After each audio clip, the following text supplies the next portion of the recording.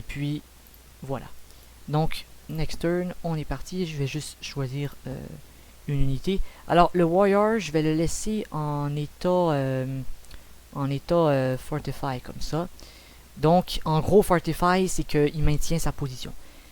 Donc là, vous avez compris, je suis un petit peu au milieu d'une grande map quand même. Donc voilà, c'est assez cubique, hein. Mais je suis à peu près au centre de la map, ce qui n'est pas une bonne chose stratégiquement. Je suis plus exposé aux ennemis. Voyez-vous, j'ai comme une civilisation ici, j'ai une autre civilisation plus petite là, j'ai une civilisation dans le coin ici et une autre là. Donc j'ai à peu près 4-5 civilisations autour de moi, notamment celle-ci, hein, on va l'appeler celle en rose, qui me paraît un peu plus agressive parce qu'elle a déjà deux villes, alors que les autres ont une seule ville. Donc, évidemment, on va devoir faire en sorte qu'on puisse prendre de l'ampleur plus rapidement. Ça va être assez important. Donc là, ce que je vais faire, c'est que là, ici, j'ai un worker. Je vais choisir une production. Je vais demander un autre settler. Quoique ça va prendre longtemps, par contre. Attendez, je vais regarder ici. Si je peux faire une production ici. Settler, ça va me prendre 12 turns. Je vais faire un settler. Et puis, est-ce que je peux en produire un autre ici? On va essayer de faire une troisième ville assez vite. Alors, le settler can expand the size of the empire. Parfait. Mais ça coûte 1 city population. Parfait. Donc ça, c'est bien. Là, ce qu'on va faire, c'est que on va faire choose production. Ici, alors, dans ma deuxième ville, je fais un settler. Et dans la première ville, je vais faire probablement... Qu'est-ce que je pourrais faire ici? Un monument. Peut-être un... Je vais faire un autre worker, je pense. Non, je vais faire un warrior. Ça va être mieux. Donc, allez hop, on est parti. Là, pour l'instant, on a seulement 5 points de science, ce qui n'est pas énorme. Il faut au moins 80 pour débloquer. En gros, dans ce jeu-là, il faut acheter la technologie. C'est un petit peu comme ça que ça marche. C'est pas tellement de déverrouiller la technologie, mais c'est plutôt de l'acheter. Donc, il faut du gold et des points de science. En gros, c'est ce qui nous permet de faire ça. Alors là, ce que je vais faire, c'est que... Ok. Là, je vais demander de faire...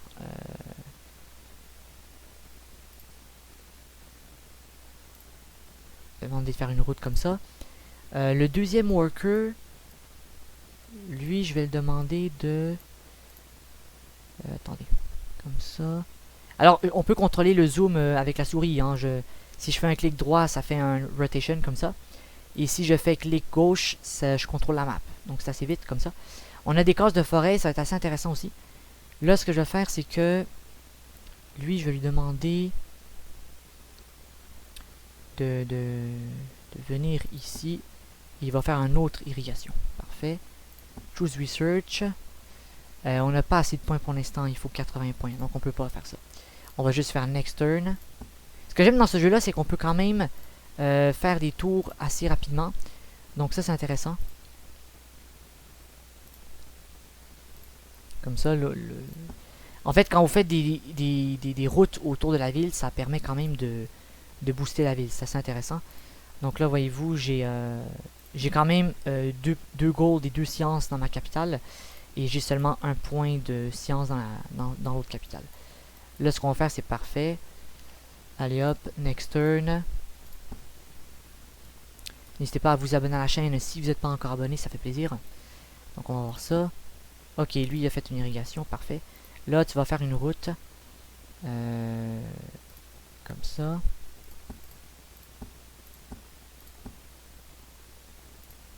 Et tu vas faire une autre irrigation ici, parfait.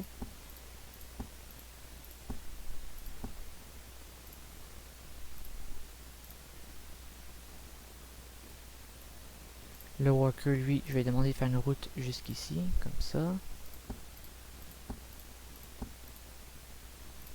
Ok, maintenant on a un settler. Donc le settler, on va l'envoyer probablement... Donc on voit mes frontières en petits pointillés. On le voit pas très bien. Mais si vous remarquez, j'ai comme des pointillés autour de ma ville.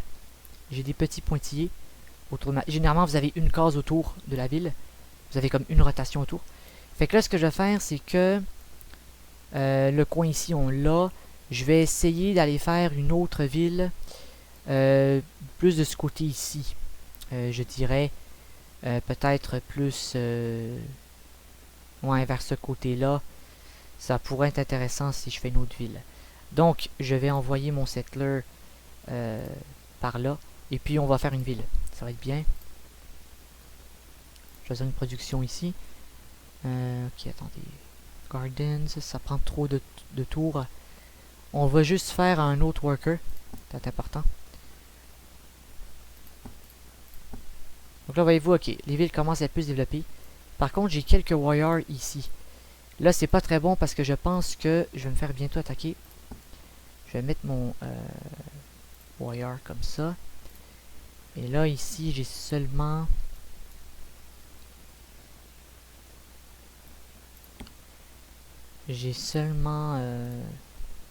un petit worker. Là, j'ai un soldat pour quelques warriors, ce qui est pas une bonne chose. Là, je vais essayer tout simplement d'éloigner mon settler comme ça. Ok. Et là, je vais créer ici une troisième ville, comme ça. Parfait. Westmount. Donc j'ai une ville qui s'appelle Westmount. Alors je pense que les noms sont générés un petit peu aléatoirement. Hein. C'est généré aléatoirement. Donc ok, là ce que je vais faire, c'est que il nous faut un worker. Capacity toggle. Ce que je vais faire, c'est que on va faire un worker comme ça. Et là, ce worker, je vais faire une autre irrigation ici. Voyez-vous, on commence à avoir plus de points de nourriture, ce qui est très très bien. Ok, ici, là, j'ai un warrior. Le guerrier, je vais l'envoyer dans ma deuxième ville. Comme ça, j'ai quand même 2 guerriers, ce qui est quand même bien. Ici, je vais prendre une production. Là, on va un warrior. On a besoin d'un minimum d'armée. Donc, on va quand même prendre un warrior, comme ça. Et ici, on va produire... on est déjà en train de produire une unité.